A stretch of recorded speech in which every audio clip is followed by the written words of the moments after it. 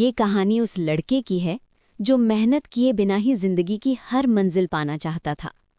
दुनिया में दो तरह के लोग होते हैं, एक वो जो मेहनत करके अपनी किस्मत बदलते हैं और दूसरे वो जो किसी चमत्कार का इंतजार करते हैं। रोहन दूसरी तरह का था। हे भगवान, ये खटारा फोन कब तक चलाऊंगा? दोस्त पार्टी कर रहे हैं और मेरे पास वड़ा पाव खाने के पैसे नहीं हैं। काश मेरे पास भी वो सब होता जो इन अमीरजादों के पास है। मैं तो बहुत गरीब हूँ और मेरे सारे दोस्त इतने पैसों वाले।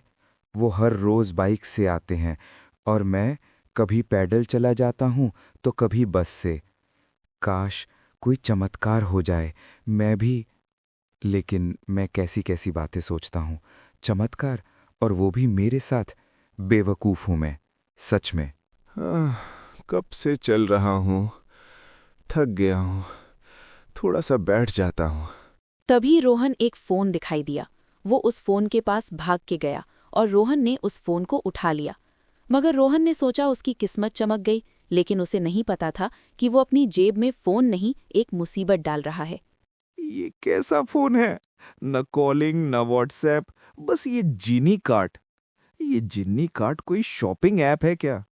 एक फोन मिला, उसमें भी सिर्फ एक ही ऐप। ना कोई गेम्स, ना म्यूजिक, ना मूवी देख सकता हूँ। बस शॉपिंग करो। पर शॉपिंग करूं तो करूं कैसे? पैसे भी तो नहीं है मेरे पास। जैसे ही रोहन जिनी कार्ट खोलता है, उसे दिखता है कि हर चीज की कीमत 0 है। ये देखकर वो खुश हो जाता है और वो एक सुनहरा पंख ऑर्डर कर देता है। रोहन ने बटन दबाया। पलक झपकते ही दरवाजे पर नॉक होती है। आपकी डिलीवरी सर।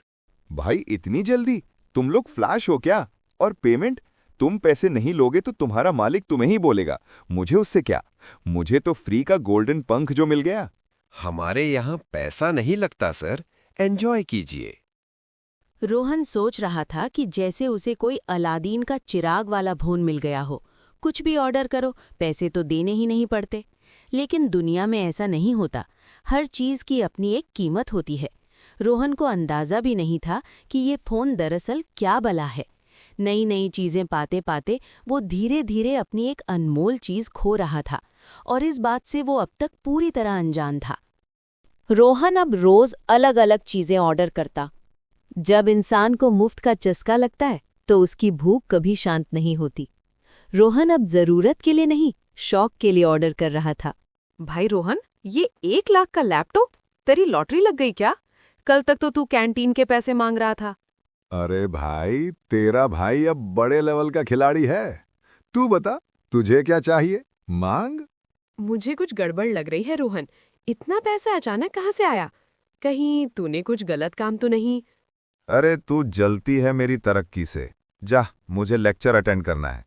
पता नहीं क्यों आज बहुत कमजोरी लग रही है। शायद कल रात सोया नहीं था। कोई नहीं, एक पिज्ज़ा और एनर्जी ड्रिंक ऑर्डर करता हूँ। आपका पिज्ज़ा सर? आप काफी खर्च कर रहे हैं आजकल। तो तुझे क्या, तेरा मालिक फ्री दे रहा है ना? मालिक बहुत हिसाब से चलता है सर। आपका बैलेंस अब कम हो रहा है, ध्यान रखिएगा। बैलेंस? कैसा बैलेंस? छोड़ो यार, दिमाग खराब मत करो।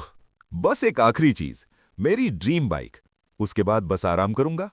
मुबारक हो सर, आपकी बाइक और हमारा हिसाब पूरा हुआ। ये क्या हो रहा है मुझे? मेरे हाथ। रोहन के हाथ की चमड़ी सिकुड़ने लगती है। उसके बाल झड़कर सफेद हो रहे हैं। वो 22 साल के लड़के से 80 साल का बूढ़ा बन रहा है। नहीं, मेरी जवानी, मुझे बचाओ। रोहन जमीन पर गिर जाता है। डिलीवरी मैन उससे कुछ कहता है। हेडफोन 1 महीना, लैपटॉप 2 साल और ये बाइक पूरे 40 साल। आपका लाइफ बैलेंस अब 0 है। रोहन के पास अब दुनिया की सबसे महंगी बाइक थी, सबसे महंगा लैपटॉप था, लेकिन उसे चलाने के लिए उसके पास वक्त नहीं था। उस भूतिया फोन ने अपना शिकार कर लिया, जो अब पार्क की किसी दूसरी बेंच पर पड़ा है, अगले शिकार के इंतजार में।